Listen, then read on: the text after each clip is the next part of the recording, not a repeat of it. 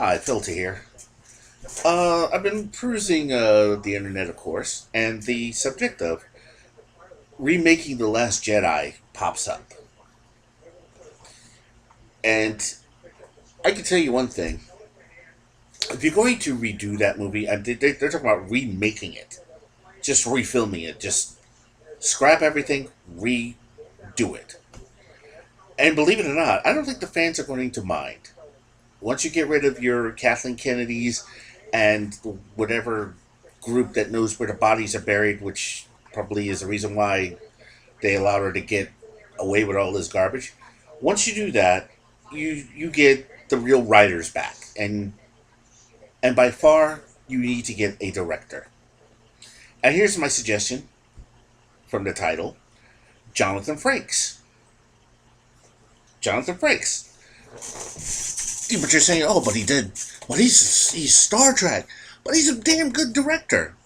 Let me show you something on his thing here on. I'm looking at Wikipedia, but you can look at IMDb. But his directorial stuff. I know his first directorial debut was the Next Generation episode, The Offspring, back in 1990. Very good episode. Another one called Reunion, Drumhead, Cause and Effect, Quality of Life, The Chase, very good episode. Attached, and Sub Rosa. Attached, The Chase, Drumhead, and Offspring, and Reunion are very damn good episodes. Very damn good episodes. He can direct these shows. He got a lot out of the actors. He did, of course, Star Trek First Contact. He's competent in that. And Insurrection.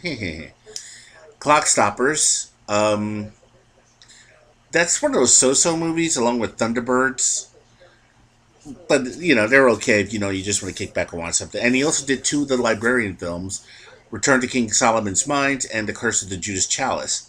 He also did the Star Trek Klingon interactive game. I played that. That is a very, very good game. He's directed 3 episodes of Deep Space Nine, 3 episodes of Voyager, an episode of Diagnosis Murder, at least 5 episodes of Roswell, and 1 episode of The Twilight Zone, something called Masters of Science Fiction, The Discarded. He did at least, hold on, 1, 2, 3, 4, 5, 6, 7, 8, 9, 10, 11, 12. Like 12, 13 episodes of Leverage, if you've seen that show. It's actually, I've caught a couple episodes, not bad. He's done 1 episode of Dollhouse, 3 episodes of Castle. The one episode he's actually in one of those episodes of Castle called The Final Frontier. He plays a nerdy guy who goes up to get Nathan Fillion's autograph. And if you pay attention, you know it's Jonathan Frakes. It is so funny. But he actually directed that episode. He's directed 6 episodes of NCIS Los Angeles, 1 episode of the TV show remake of V. He did 3 episodes of a show called Persons Unknown. Actually, if you've ever seen the show, it's pretty good. I consider it a modern day The Prisoner. Something called The Good Guys. Never seen The Glades. I've never seen it. Burn Notice. 5 episodes of Burn Notice. 1 episode of something called Bar Karma. 3 episodes of Falling Skies. 1 episode of Agents of S.H.I.E.L.D. Something called King and Maxwell. 2 episodes of Switch to Birth. One of those dramas that you see on Freeform. 2 episodes of Hit the Floor. And 1, 2, 3, 4, 5, 6, 7, 8, 9, 10, 11 episodes of The Librarians. Very good to watch. 1 episode of The Orville and 1 episode of Star Trek Discovery. Now, I bring this up because Rian Johnson had 1 film under his belt. 1. And that was Looper. And whatever short films he was doing before that. But as for something major, Looper. Now, the joke might be that Rian Johnson, or Rian, whatever his name is. I know some people call him Riri. But here's what's really funny about this guy.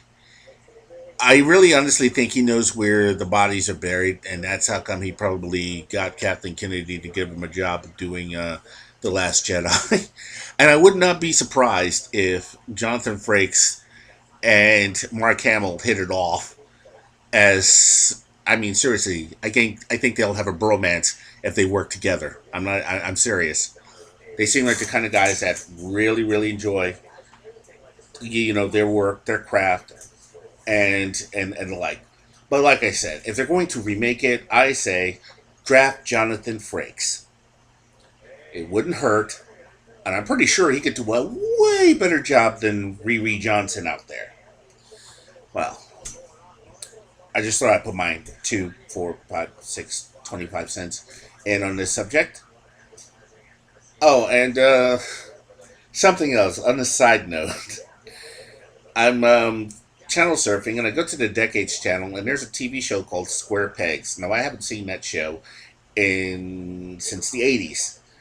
But you'll know that there's at least three possibly familiar faces that you'll know. Um, One of them is Merritt Buttricks, who plays the character Johnny Slash, and a very, very young Sarah Jessica Parker. And then there's Jamie Gertz, and then well, it's just funny. I'm looking at this show, and I'm just going, oh my goodness, it was so cheesy with the canned laughter and everything.